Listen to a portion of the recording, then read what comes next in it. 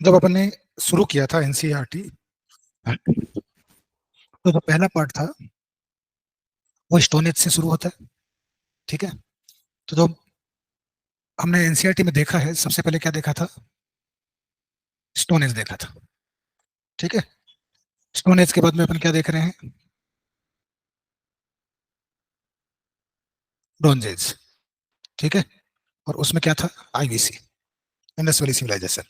उसके बाद में अपन ने देखा था वैदिक पीरियड। ठीक है। जिसको अपने दो भागों में बांटा था, ऋग्वैदिक और लेटर वैदिक।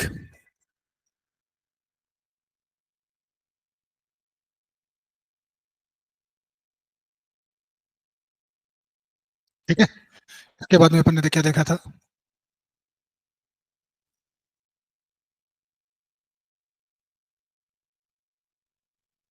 महाजनपद एरा।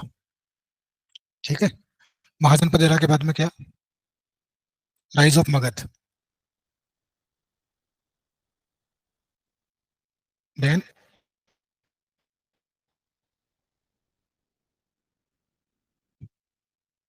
मौर्य एम्पायर। ठीक है। इस सीक्वेंस में अपन चल रहे थे। अभी आज अपन देखेंगे इंडस वैली सिविलाइजेशन। क्लियर है? तो नया टॉपिक डाल लो, इंडस वैली सिविलाइजेशन।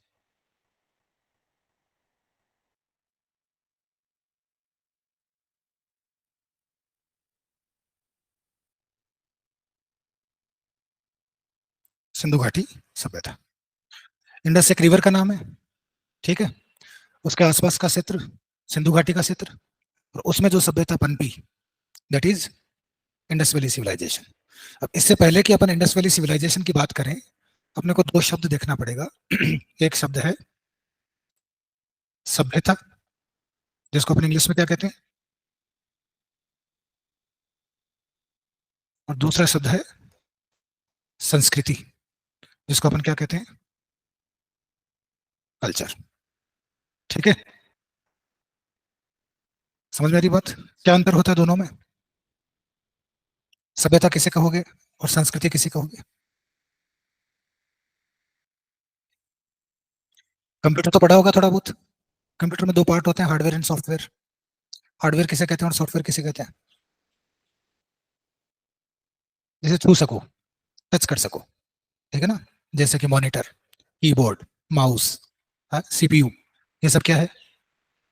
और जैसे कि कोई सॉफ्टवेयर है, ऑपरेटिंग सॉफ्टवेयर है, ठीक है, विंडो सॉफ्टवेयर है, वो सब क्या है? सॉफ्टवेयर है। ठीक है। ठीक उसी तरीके से हिस्ट्री में हम जिन चीजों को छू सकते हैं, महल है, पैलेस हो गया, रोड्स हो गई, बिल्डिंग्स हो गई, आर्किटेक्चर है, ये सारी चीजें किस में आती है? सभ्यता में। सिटीज, टाउन्स, ठीक है, ट्रांसपोर्ट, हाईवेज, ट्रेड रूट्स, ये सब किसका पार्ट है? सभ्यताओं का। अगर आप किसी जगह डिगिंग करोगे, खुदाई करोगे, एक्सकेवेशन करोगे, तो हो सकता है कोई नगर निकल आए, कोई बिल्डिंग निकल आए। ठीक है। लेकिन ऐसा हो सकता है कि आपने कहीं खुदाई की और वहां से डांस निकला, या म्यूजिक निकला है, या कोई सॉन्ग निकला। नहीं हो सकता ना? ठीक है। क्या गाने को आप छू सकते हो? नाच को आप छू सकते हो? ठीक है। तो आदमी का जो रहन सहन है, ठीक है, डांस, नाच, गाना, पेंटिंग, स्टोरीज, ये सब किसका पार्ट है? कल्चर का पार्ट है। ठीक है। अच्छा, पहनावा भी कल्चर में आता है, लेकिन उसको छू सकते हो आप, कपड़ों को टच कर सकते हो। खान पान भी कल्चर में आता है, उसको भी आप छू सकते हो। ठीक है। तो कल्चर और सभ्यता में मोटा मोटा फर्क समझ में आया? एक शब्द अपन इस्तेमाल करते हैं कि यार, ये जो आदमी है ये सिविलाइज नहीं है ना? और कई बार कहते हैं कि ये आदमी कल्चर्ड नहीं है, संस्कारी नहीं है। बोलते हैं ना, जो मैट्रिमोनियल एडवर्टाइजमेंट देखते हो आप, संस्कारी बहू चाहिए, घर का काम कर सके, नौकरी नहीं चाहिए। पढ़ते हो? क्या शब्द ठीक है? किसी आदमी का सिविलाइज्ड होना ज्यादा ठीक है, या किसी आदमी का कल्चर्ड होना ज्यादा ठीक है? वैसे तो दोनों ही ठीक है, लेकिन फिर भी ज्यादा अहमियत किसको दी जानी चाहिए? हम्म? देखो, ये दोनों चीजें पैरेलल चलती है। जितनी अच्छी सिविलाइजेशन होगी उतना अच्छा कल्चर होगा। ठीक है। सिविलाइजेशन किसको प्रोटेक्ट करती है? कल्चर को। किसका कल्चर का बेस कौन है? सिविलाइजेशन। फॉर एग्जाम्पल इसको समझो, जैसे अगर आप किसी ट्राइबल एरिया में जाते हो, ठीक है, तो ट्राइबल एरिया में जो कल्चर आपको मिलेगा वो वहाँ की सिविलाइजेशन के अकॉर्डिंग होगा। फिर आप किसी शहरी एरिया में जाते हो, अर्बन एरिया में जाते हो, उनका जो कल्चर मिलेगा, है शहर वाले लोग पब में नाच रहे होंगे, है ट्राइबल लोग एक आग के चारों तरफ घेरा बना के नाच रहे होंगे। ठीक है। तो आप सिविलाइजेशन के हिसाब से कल्चर को डिफरेंशिएट करना समझ रहे हो? ठीक है। तो कल्चर और सिविलाइजेशन दो अलग अलग शब्द है, दोनों का मीनिंग भी अलग अलग होता है, लेकिन इंटर रिलेटेड है।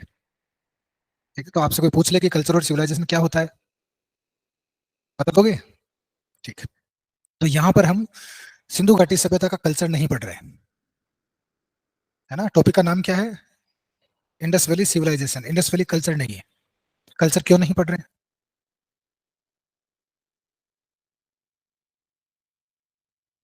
अपन मौर्यन सिविलाइजेशन भी पढ़ते हैं, मौर्यन कल्चर भी पढ़ते हैं, नहीं पढ़ते? लेकिन सिंधु घाटी की सूरत में ऐसा क्यों नहीं है? क्योंकि कल्चर का पता तब चलेगा जब आप उसके बारे में पढ़ोगे, कुछ लिखा हुआ पढ़ोगे। और इंडस वैली सिविलाइजेशन की स्क्रिप्ट तो अभी डिकोडेड ही नहीं है, आपको पता ही नहीं है। आप जो कुछ कर रहे हो अनुमान लगा रहे हो। ठीक है। मकान को देख के आप पक्का कह सकते हो कि ये कच्ची ईंट का बना है या पक्की ईंट का बना है। ठीक है। ड्रेनेज को आप देख के कह सकते हो कि कैसी टाउन प्लानिंग रही होगी। रोड्स को आप देख के बता सकते हो कि कैसी टाउन प्लानिंग रही होगी। लेकिन उनको देख के आप ये नहीं बता सकते कि गाने कौन से रहे होंगे, डांस कैसे रहे होंगे, नहीं बता सकते ना। तो इसलिए कल्चर अगर अपन थोड़ा बहुत अज्यूम भी करेंगे तो वो अजम्पशन है। ठीक है। इसलिए इस टॉपिक का नाम क्या है? Indus valley civilization. क्यों इंपॉर्टेंट है, क्यों पढ़ रहे हैं हम इसे? अभी तो अपन ने ये देखा कि दोनों में फर्क क्या है। ठीक है। अब हम देखेंगे कि इसे हम पढ़ क्यों रहे हैं, इतना महत्वपूर्ण क्यों है। तो याद करो पहली क्लास, इंट्रोडक्शन टू हिस्ट्री, और उसके बाद में बात की थी वाई टू स्टडी हिस्ट्री, कि इतिहास क्या है और इतिहास क्यों पढ़ना चाहिए। इसके ऊपर लंबी क्लास हुई, 4 घंटे की क्लास हुई है। 2 घंटे तो इस बात के कि इतिहास है क्या, और 2 घंटे इस बात के कि इतिहास को क्यों पढ़ना चाहिए। तो बताओ सिंधु घाटी सभ्यता को क्यों पढ़ना चाहिए? क्योंकि ये भी तो इतिहास ही है। तो जो सारे मामले जिसमें इतिहास को पढ़ना चाहिए वो सारे इस पे लागू होते हैं। क्यों पढ़ना चाहिए इतिहास को? It's a bridge between past and present. ठीक है। पास्ट और प्रेजेंट को जोड़ने की इकाई है, ये पुल है ना। आप अपने पास्ट को और प्रेजेंट को कनेक्ट नहीं कर पाओगे अगर आपके पास इतिहास नहीं है। ठीक है। और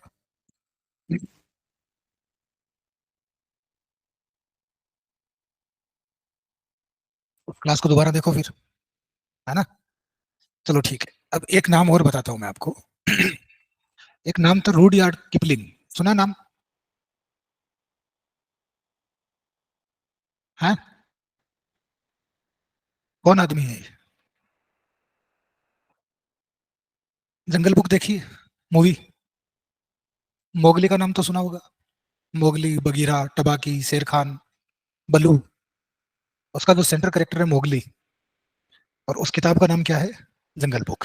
कहा ना वो जंगल जंगल बात चली चड्डी पहन के फूल खिलाए, वही वाला मोगली। इस कहानी को लिखने वाला आदमी है ये, रूडयार्ड किपलिंग। जंगल बुक का राइटर है ये। ठीक है। ये कौन था? ये एक ब्रिटिश ऑफिसर था, ठीक है, जिसकी भारत में पोस्टिंग थी, इंडिया में पोस्टिंग थी, जब अंग्रेजों का राज था, तब की बात है। बात समझ में आ रही है? इस आदमी ने जंगल बुक लिखी, कितनी अच्छी चीज लिखी। आज तक बच्चे उससे सीख रहे हैं, एंटरटेन कर रहे हैं। आज भी कार्टून में देखो, जब लगाओगे मोगली आ जाएगा। किताबें भरी पड़ी है कार्टून्स की, है ना। इस आदमी ने एक थ्योरी भी दी थी, उस थ्योरी का नाम है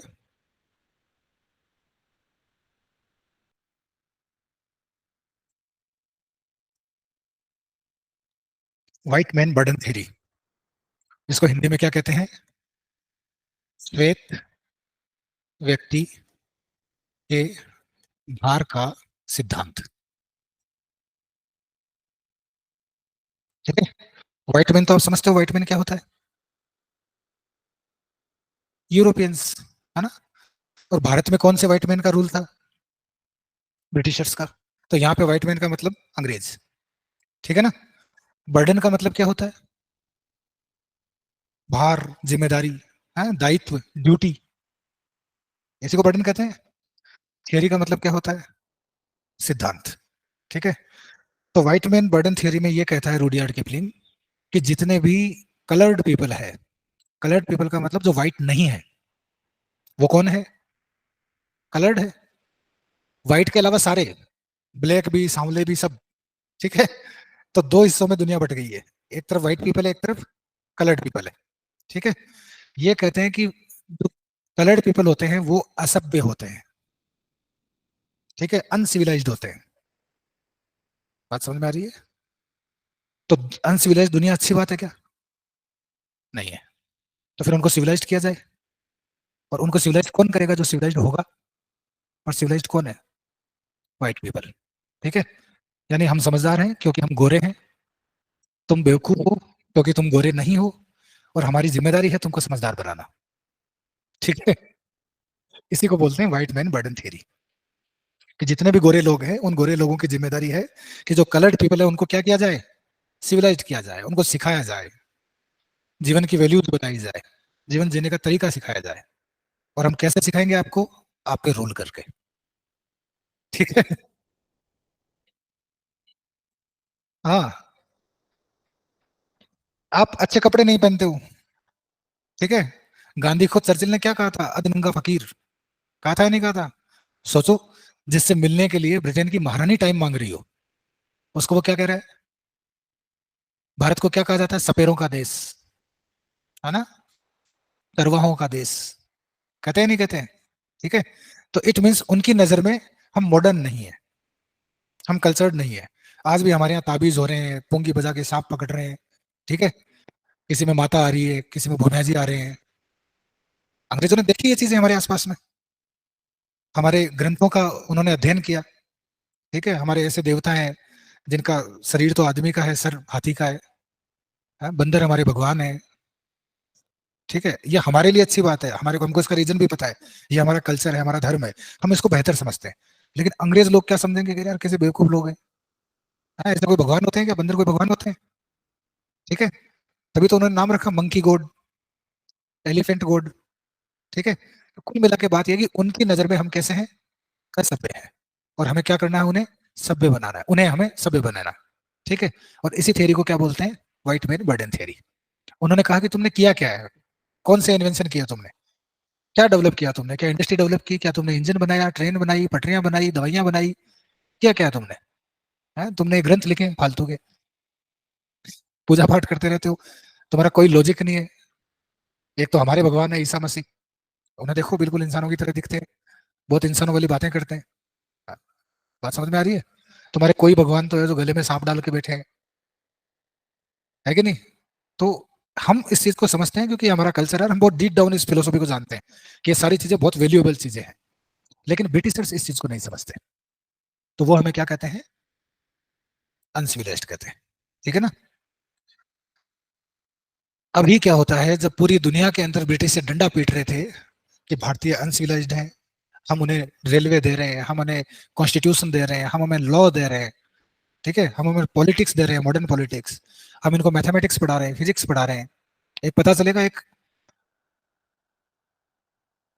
ओरिएंटल जो एजुकेशन है और एक मॉडर्न एजुकेशन है, ऐसी एक डिबेट आएगी जब आप मॉडर्न इंडिया पढ़ोगे, कि जब अंग्रेजों ने डिसाइड किया कि भाई भारतीयों को पढ़ना है तो पढ़ने क्या, तो दो धड़े बन गए।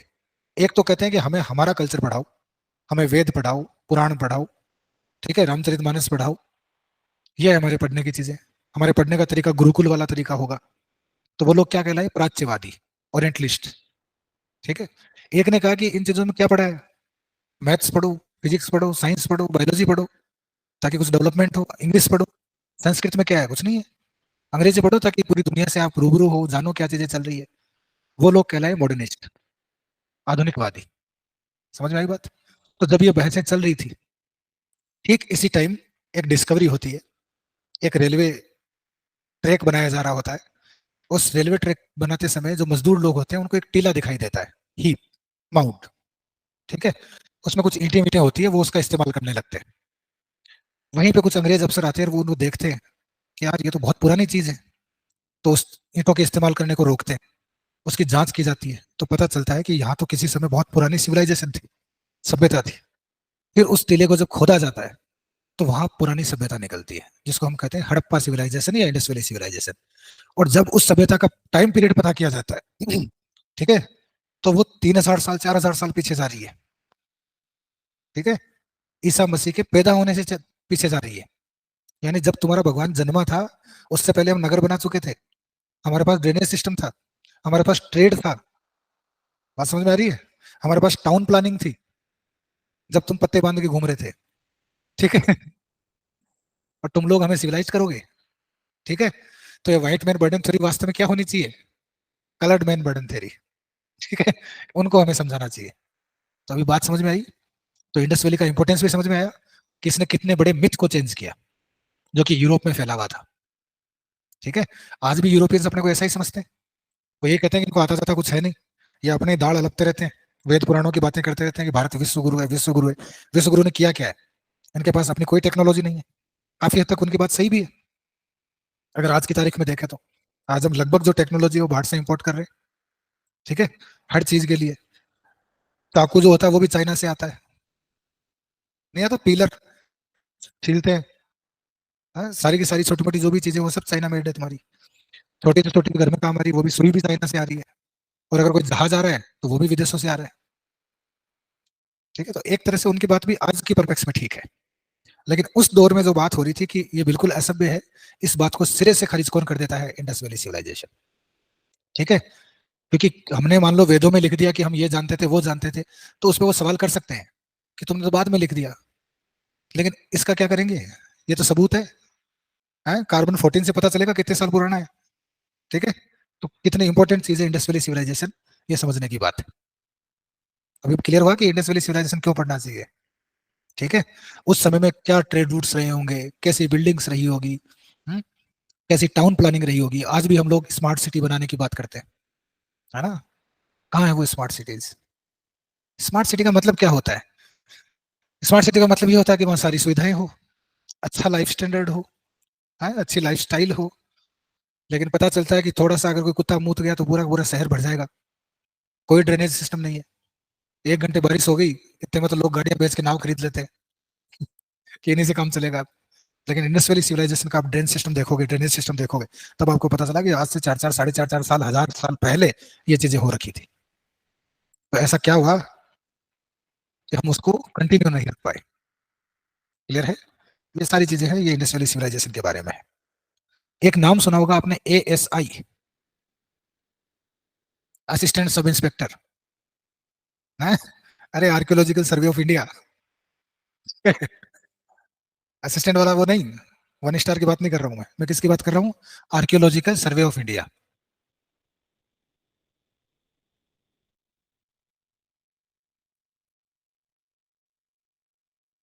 ठीक है, ये एक डिपार्टमेंट है, एक विभाग है, जिसका काम होता है जितनी भी ऐतिहासिक चीजें हैं उनको ढूंढना, ढूंढने के बाद में उनको सुरक्षित रखना, प्रिजर्व करना, मेंटेन करना। ठीक है, ये ASI का काम है। कब इस डिपार्टमेंट को फाउंड किया होगा, कब स्टेब्लिश किया होगा? 1861। कब किया गया? अगर अपन 1861 की बात करें तो 1861 में गवर्नर जनरल कौन रहा होगा? उस समय तो गवर्नर जनरल होते थे। हाँ, हाँ, वायसरॉय कह दो, लॉर्ड कैनिंग।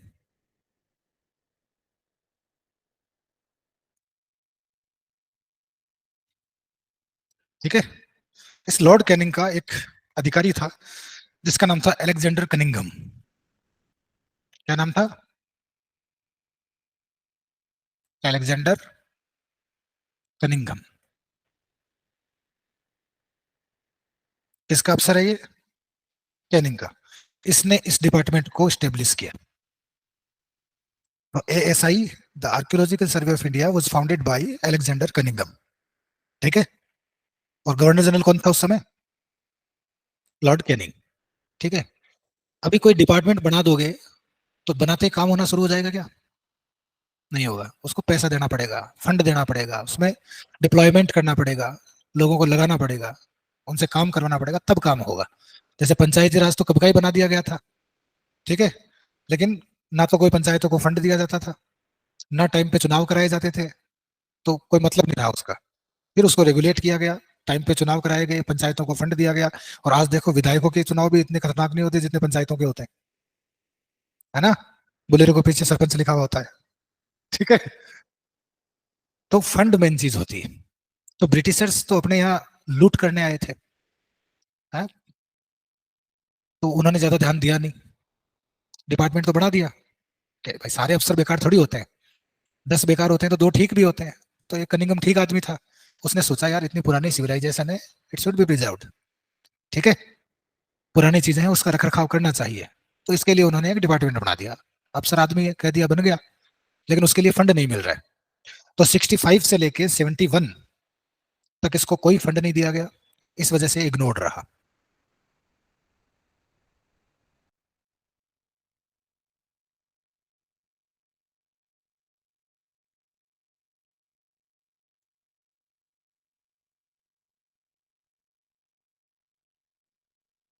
ठीक है, 65 से 71 तक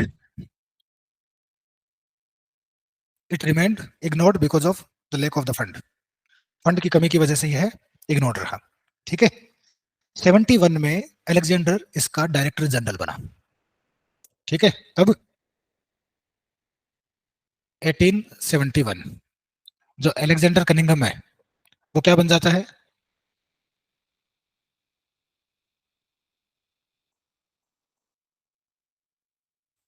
ठीक है, डायरेक्टर जनरल, डीजी। तो एएसआई का पहला डीजी कौन है? Alexander Cunningham. कब बनता है? 1871 में। जबकि एएसआई इससे पहले ही बन जाता है, वो कब बनता है? 1861 में। ठीक है, तो 1861 से 1871 के बीच में क्या रहा? कोई फंड नहीं दिया इसलिए इग्नोर रहा, कोई काम वाम नहीं किया, डिपार्टमेंट बनावा पड़ा है। ठीक है भाई। और ये कब तक रहा? 1885 तक रहा। कब तक रहा? 1885 तक रहता है। ठीक है, फिर 1889 से लेके 1902 तक डीजी का जो पोस्ट थी वो वैकेंट रही। ठीक है, कब तक? 1902 तक, 1902 तक। और 1902 में एक महान आदमी आता है जिसका नाम सुन के आपको गुस्सा आएगा, है? Lord Curzon.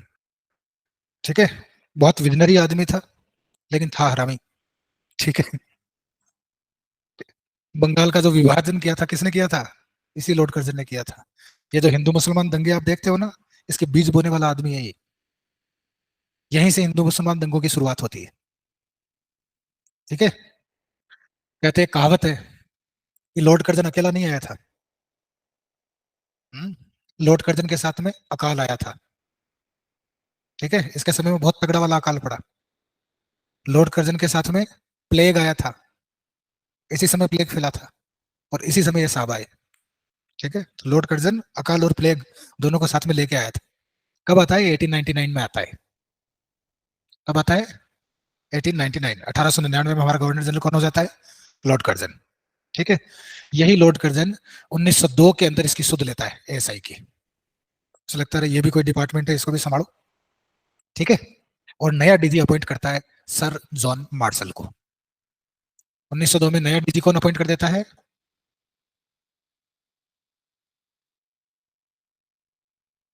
Sir John Marshall. ठीक है, पहला डीजी तो कौन हुआ? Alexander Cunningham. ठीक है, उस समय गवर्नर जनरल कौन है? कैनिंग। दूसरा डीजी कौन हो रहा है? Sir John Marshall. उस समय गवर्नर जनरल कौन है? Lord Curzon. ठीक है, इस जॉन मार्शल ने काम करना शुरू किया।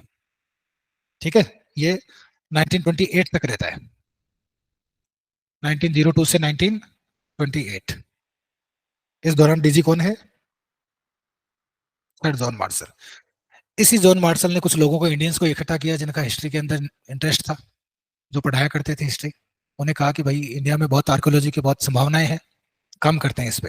तो एक दयाराम साहनी नाम का आदमी था, उसने 1921 में हड़प्पा की खोज की। ठीक है, हड़प्पा की खोज कब हो रही है?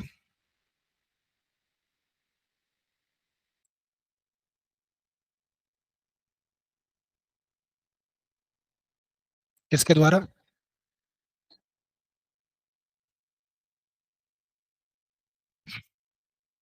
ठीक है, और इसका बॉस कौन है? John Marshall. ठीक है, क्लियर है ना? तो अगर दोनों ऑप्शन में आ जाए कि हड़प्पा किसके द्वारा डिस्कवर्ड किया गया, जॉन मार्शल या दयाराम सानी? दयाराम सानी। और मान लो दयाराम ऑप्शन में नहीं है, तो बॉस का नाम आएगा जॉन मार्शल। ठीक है, क्लियर है भाई? अच्छा, जिस समय इंडस वैली सिविलाइजेशन एग्जिस्ट कर रही होगी इंडिया में, ठीक है, उस समय दुनिया में क्या चल रहा होगा? एल्सवेयर है, दुनिया में कहीं कहीं सभ्यताएं होगी, ऐसा तो है नहीं कि भारत में ही है। ठीक है, तो लिखो एल्सवेयर।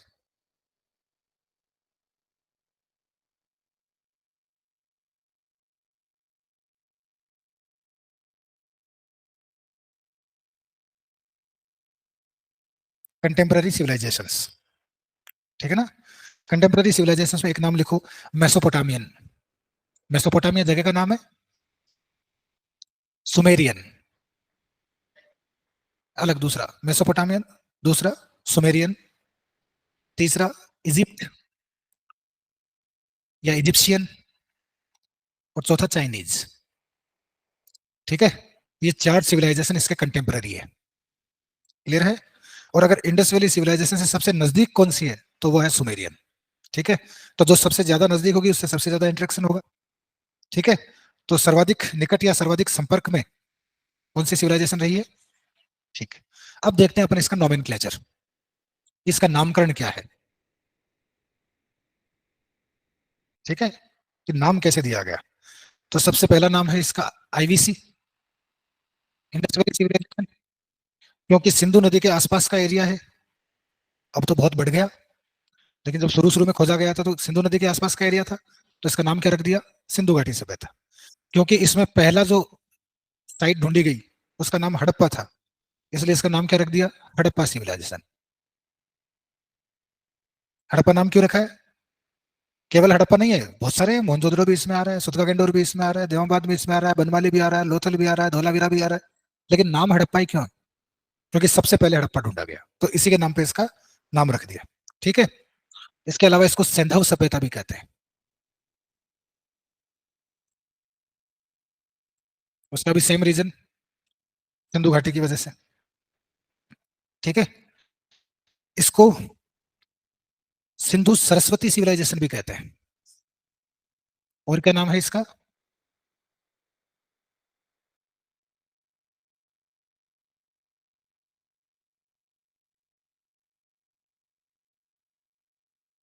सिंधु सरस्वती सिविलाइजेशन, क्योंकि इसका जो एक्सटेंशन है वो इंडस से लेके और सरस्वती के बीच में है। ठीक है, इसलिए इसका नाम क्या रख दिया? Sindhu Saraswati civilisation.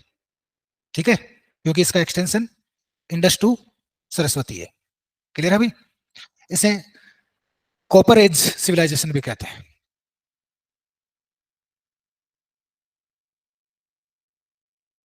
Copper age क्यों कहते हैं? ये तो ब्रॉन्ज थी, अभी भी बोला, लेकिन मैक्सिमम यूज कॉपर का होता था।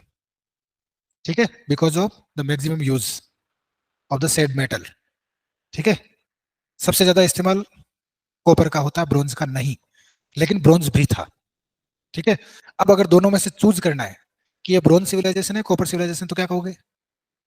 ब्रॉन्ज, क्योंकि वो एडवांसमेंट है। ठीक है, तो नाम तो इसका रहेगा ब्रॉन्ज, लेकिन इसको कॉपर भी कहोगे तो बुरी बात नहीं, क्योंकि सबसे ज्यादा क्या इस्तेमाल किया जा रहा था? कॉपर। ठीक है, अगर इसको आप कॉपर कह दोगे तो फिर कॉपर में इसमें डिफरेंट क्या हुआ? सेम ही हो जाएगी ना। इसलिए एक चुनना है तो क्या कहोगे? Bronze civilization. लेकिन क्योंकि यहाँ मैक्सिमम कॉपर का इस्तेमाल हो रहा है, इसलिए इसको कॉपर सिविलाइजेशन भी कह दे रहे हैं। ठीक है, इसके अलावा इसको बोलते हैं ब्रॉन्ज सिविलाइजेशन, इसका नेक्स्ट नाम। ठीक है, फर्स्ट टाइम अगर ब्रॉन्ज का कहीं इस्तेमाल मिलता है तो यहाँ मिलता है। ठीक है, first use of bronze. Copper है मैक्सिमम यूज की वजह से, ब्रॉन्ज है फर्स्ट यूज की वजह से, लेकिन ध्यान रखना कॉपर और ब्रॉन्ज दोनों में से एक चुनना है तो आप क्या कहोगे? ब्रॉन्ज कहोगे, कॉपर नहीं कहोगे। ठीक है, इसके अलावा इसको प्रोटो हिस्टोरिक सिविलाइजेशन भी बोलते हैं।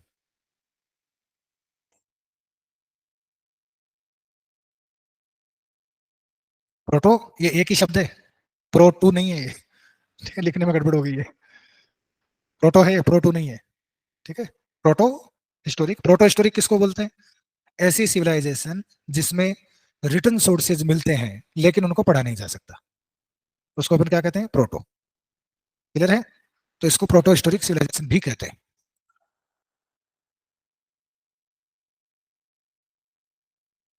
ठीक है भाई। इसके अलावा इसे द फर्स्ट अर्बन सिविलाइजेशन के नाम से भी जानते हैं।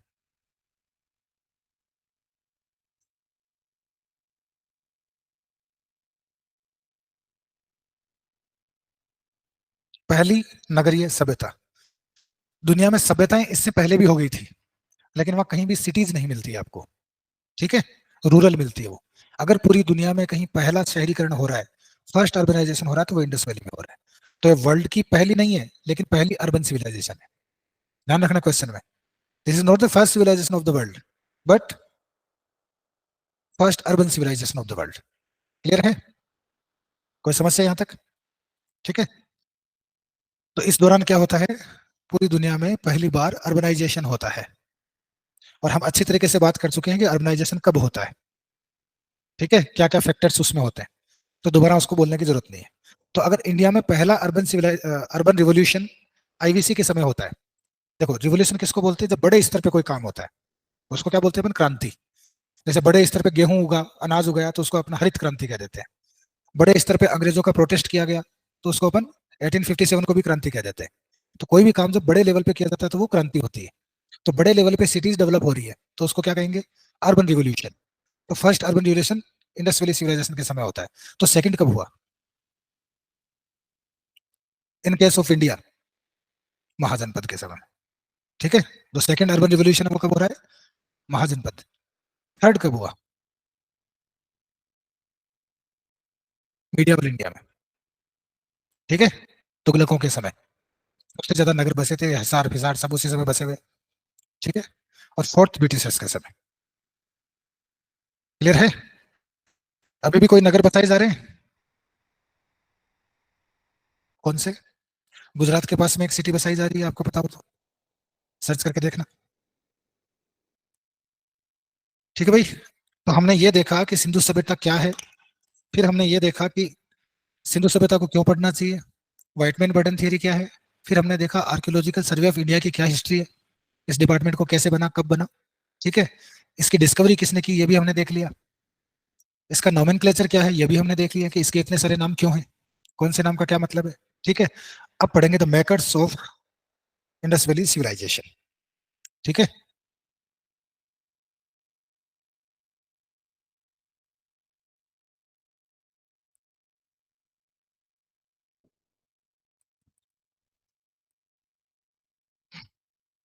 The makers of Indus valley civilization. इस सभ्यता को बनाया किन लोगों ने होगा, ये भी तो एक क्वेश्चन है। ठीक है? तो बताओ किन्होंने बनाया? कौन लोग थे जिन्होंने सिंधु घाटी सभ्यता को डेवलप किया?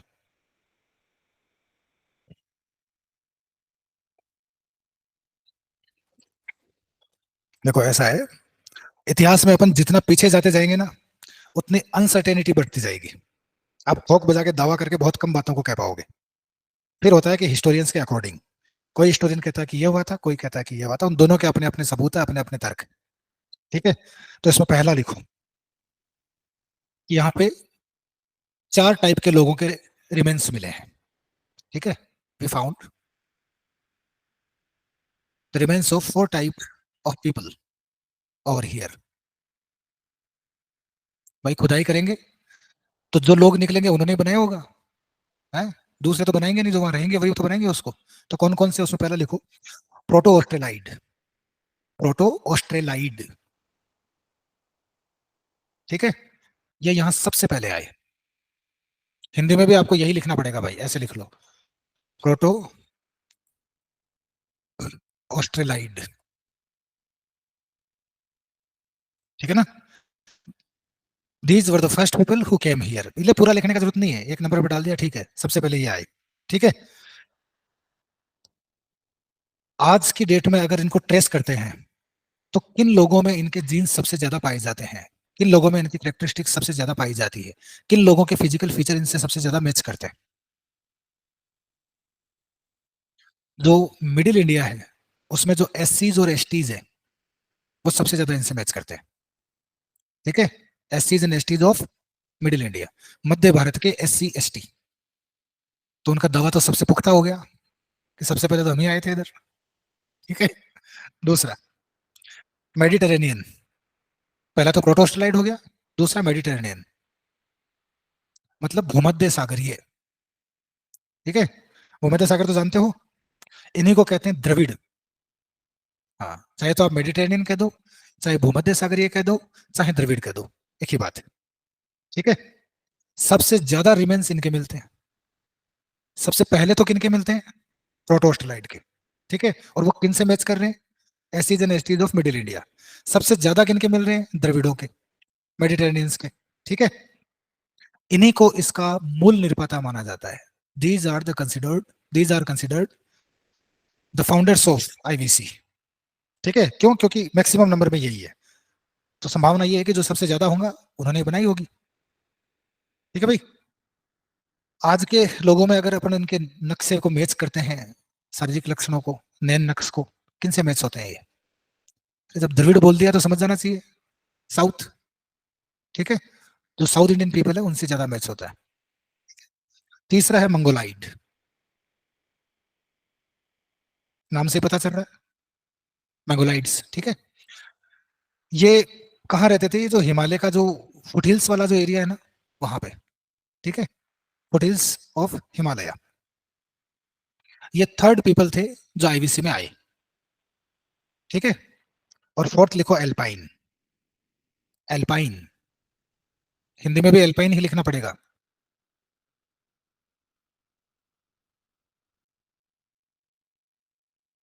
ठीक है भाई, अब मंगोलाइट्स के तो साफ साफ पता चल रहा है किन से नैनक्स मिलते हैं, जो हिमालय के फुटहिल्स में रह रहे हैं उनसे, ये नेपाल कुमायूं वगैरह जो एरियाज आ रहे हैं इसमें।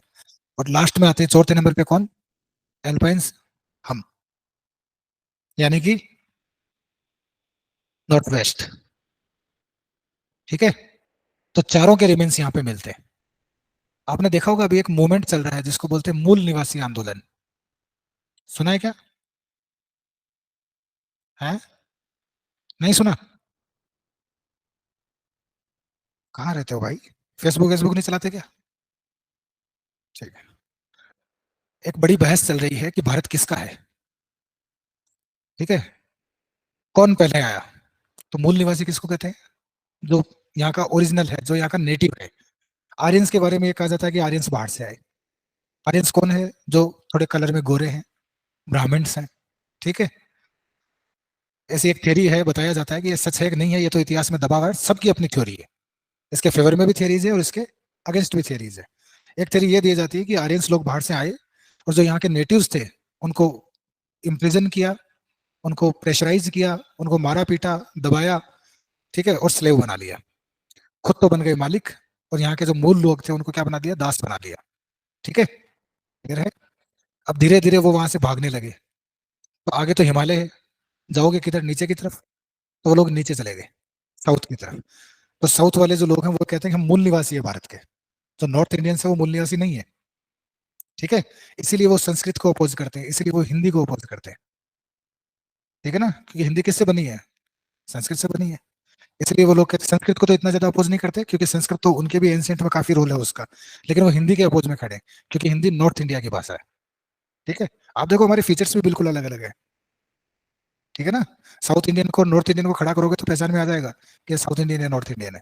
ठीक, तो अच्छा, दूसरा कि जो आर्यन थे उन्होंने जो यहाँ के लोकल लोग थे, जो नेटिव पीपल थे, उन लोगों को वर्ण व्यवस्था में सबसे नीचे रखा। ठीक है, तो जो जितने भी सप्रेस्ड है वो कह रहे हैं कि हम नेटिव है।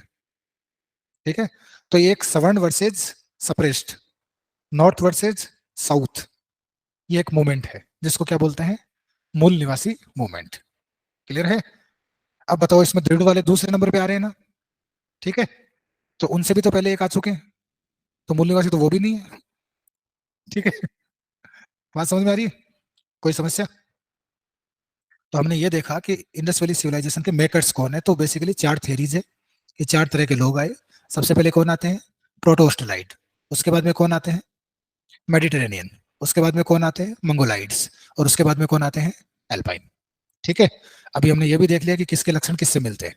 अभी देखते हैं time period of Indus valley civilization.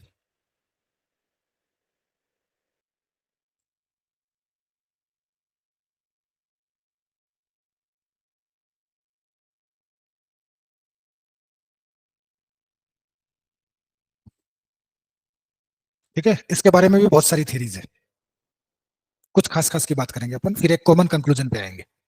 ठीक है, अगर कोई भी चीज है, चाहे वो कोई राजवंश है, चाहे कोई आदमी है, चाहे कोई वस्तु है, सबका एक तरीका होता है कि सबसे पहले तो वो पैदा होती है या बनती है, उसके बाद में वो डेवलप होती है, डेवलप होने के बाद में वो पीक पे पहुंच जाती है डेवलपमेंट, उससे ज्यादा फिर डेवलपमेंट नहीं होता, फिर कुछ टाइम पर वो सस्टेन करती है, फिर उसका डिक्लाइन होना शुरू हो जाता है और एक समय वो खत्म हो जाती है। यही तो चक्र चलता है। ए पर तो क्या हो रहा है, शुरुआत हो रहा है, ए से बी तक क्या चल रहा है, ग्रोथ चल रहा है। ठीक है, और बी इसका क्या है, पीक है। ठीक है, बी से लेकर सी तक क्या चल रहा है, सस्टेन। ठीक है, और यहां से शुरू क्या हो जाता है, डिक्लाइन। ये भी तो पीक ही आएगा, क्योंकि ये दोनों तो सेम ही पॉइंट है। यहां से डिक्लाइन हो जाता है, यहाँ डिस्ट्रॉयड हो जाएगी, ये डी पॉइंट। तो सिंधु घाटी का सिस्टम भी यही है कि किसी समय तो वो शुरू होगी, फिर वो ग्रो करने लगेगी, ग्रो करते करते पीक पे पहुंचेगी, फिर कुछ समय तक सस्टेन करेगी, सस्टेन के बाद में उसका डिक्लाइन शुरू हो जाएगा और अंततः वो क्या हो जाएगी, खत्म हो जाएगी। तो पॉइंट ए पे लिखो 3500।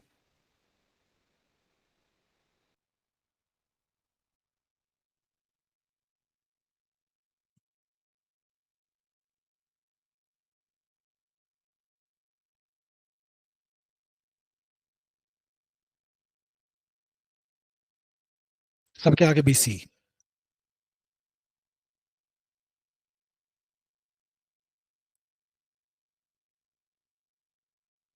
कहानी समझ में आई। ठीक है, सिंधु घाटी सभ्यता शुरू कब होती है, ईसा के पैदा होने से 3500 साल पहले। ठीक है, अब सोच लो व्हाइट मैन बर्डन थ्योरी क्या थी। ठीक है भाई, ये अपने पीक पे कब पहुंच जाती है, ठीक है, 2500 से लेकर 1800 के बीच में ये अपने पीक पे रहती है। 1800 से इसका डिक्लाइन शुरू हो जाता है और 1300 के पास आके ये डिक्लाइन हो जाती है। ये इसका टाइम पीरियड है। क्लियर है। वैसे तो डिक्लाइन 1500 मान लिया जाता है, लेकिन पूरी तरह डिक्लाइन 200 साल और आगे चले जाओ, 1300। ठीक है भाई, यानी कि 2800 बीसी जो इसका टाइम है, अगर इन दोनों का एक मिड पॉइंट लें तो क्या आ जाएगा, 2800 बीसी आ जाएगा। भाई 2500 के 3500 के बीच में ले लेते हैं, ये तो टाइम था इसके ग्रोथ का टाइम था। ठीक है, और इन दोनों के बीच में ले ले तो 1500 ले ले। ठीक है, ये टाइम था इसके डिक्लाइन का टाइम। तो अब सवाल कैसे भी पूछ लें कि सिंधु घाटी सभ्यता की शुरुआत कब होती है, खत्म कब होती है, तो भी बता सकते हो। पीक टाइम पूछ ले तो भी बता सकते हो। ग्रोथ का टाइम पूछ ले तो भी बता सकते हो। डिक्लाइन का टाइम पूछ ले तो भी बता सकते हो। ठीक है, तो ये बात होती है इंडस वैली सिविलाइजेशन की। ठीक है, तो अगर डेवलप्ड फेज की बात की जाए इंडस वैली सिविलाइजेशन की, तो वो कौन सा फेज था। ठीक है, ये डेवलप्ड फेज की बात हो रही है। अब कुछ कुछ हिस्टोरियंस हैं जो अपने अकॉर्डिंग इसका टाइम पीरियड बताते हैं। ये तो अपन ने समझने के लिए ग्राफ बनाया है। ठीक है, कुछ कुछ हिस्टोरियंस अपनी रिसर्च के हिसाब से इनका टाइम पीरियड डिसाइड करते हैं। उन हिस्टोरियंस में सबसे पहला नाम लिखो, माधव स्वरूप वत्स।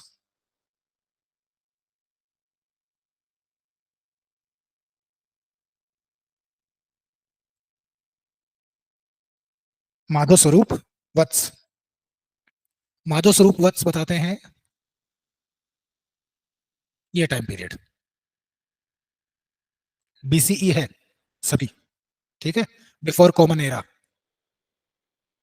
दूसरा नाम लिखो जॉन मार्शल, जिसकी अपन बात कर रहे थे, the second DG of ASI.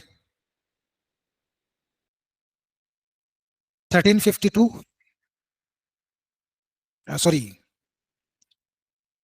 3350 to 2750। John Marshall, JOHN।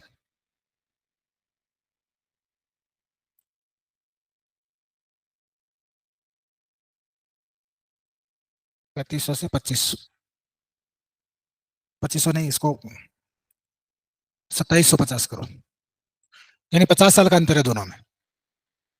ठीक है, ये 3500 बता रहा है, ये यहाँ पे। ठीक है भाई। एक और नाम लिखो, अर्नेस्ट मेके। एक और नाम क्या है? नाम की स्पेलिंग देख लेना यार भाई, थोड़ी गड़बड़ हो सकती है। हिंदी में लिख देता हूँ, क्योंकि ये प्रॉपर नाउन है। प्रॉपर नाउन में कोई अपने नाम की स्पेलिंग कैसे लिखता है उसका कोई भरोसा नहीं है। जैसे मेरे नाम की स्पेलिंग होती है SHAILENDRA। ठीक है, जबकि मेरे डॉक्यूमेंट में लिखी हुई है SHELENDRA। तो मेरा नाम सही होके भी सही नहीं है, मेरा गलत नाम सही नाम है। ठीक है, तो प्रॉपर नाउन है, आप अपने हिसाब से लिख लीजिए इसको। 2800 से 2500।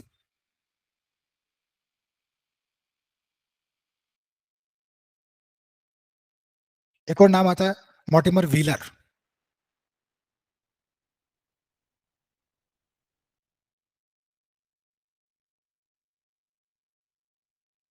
Mortimer wheeler.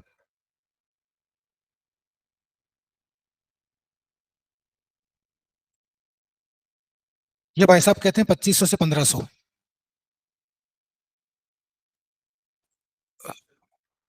सभी BC है। एक फेड सर्विस, नाम है, एक विज्ञापन है।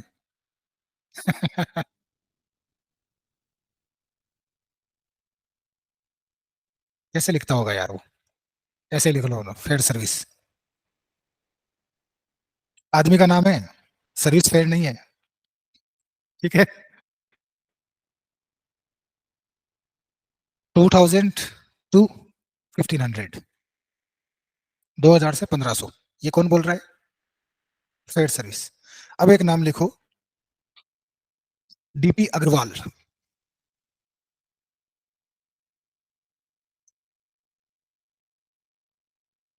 ये तो क्या अपने इधर के ही नाम है, तो अपन आराम से लिख लेते हैं।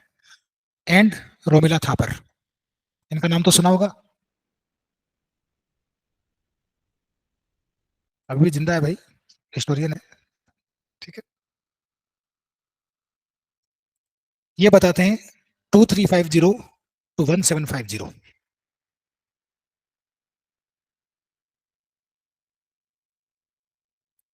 BC। ठीक है। एक और नाम लिखो, कार्बन 14। ये कोई आदमी नहीं है, ये मेथड है साइंटिफिक, जिससे कि कोई चीज कितनी पुरानी है उसका पता लगाते हैं। ठीक है, पढ़ा होगा कार्बन 14 मेथड, कार्बन 14 पद्धति, है ना? कोई भी चीज कितनी पुरानी है वो किससे पता चलती है? C14 से। ठीक है, तो C14 मेथड के अनुसार इसका टाइम पीरियड आता है 2300 से 1750। अब किसको सही माने, आदमी को, मशीन को? मशीन को सही माने, साइंटिफिक तो वही होता है। ठीक है, तो इसका टाइम पीरियड यही है। ठीक है, सारी चीजों में से अगर किसी एक का जवाब देना हो तो इसका देना है। ठीक है, और अगर नाम लेके पूछ ले कि उसके अकॉर्डिंग बताओ, तो फिर वो बताना ही पड़ेगा। ठीक है ना? अब एक चीज देखो कि जितने भी अपन ने लिखे हैं, इनमें से किसका सबसे क्लोज है C14 के? किसका अंदाजा सबसे सही निकल रहा है? रोमिला थापर, DP अग्रवाल। ठीक है, क्लियर है? तो सबसे क्लोज किसका है? रोमिला थापर, DP अग्रवाल। तो ये इंडस वैली सिविलाइजेशन का सही टाइम पीरियड अपन मान के चलते हैं। ठीक है, कोई समस्या? कार्बन 14 क्या होता है?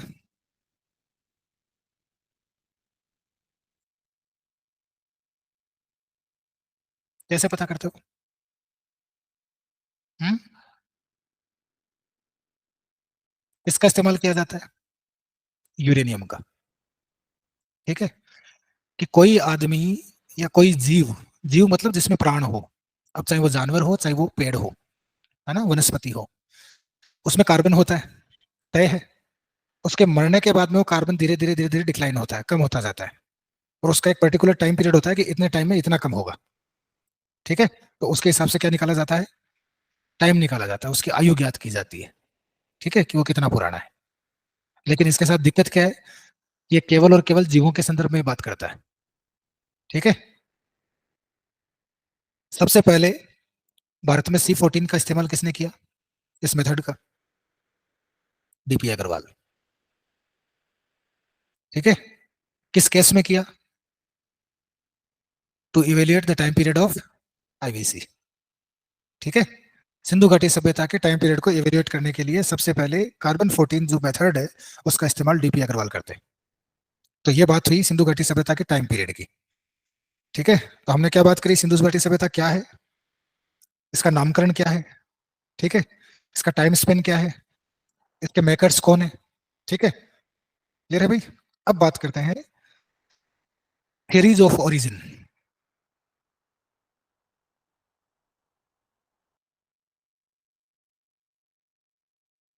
Theories of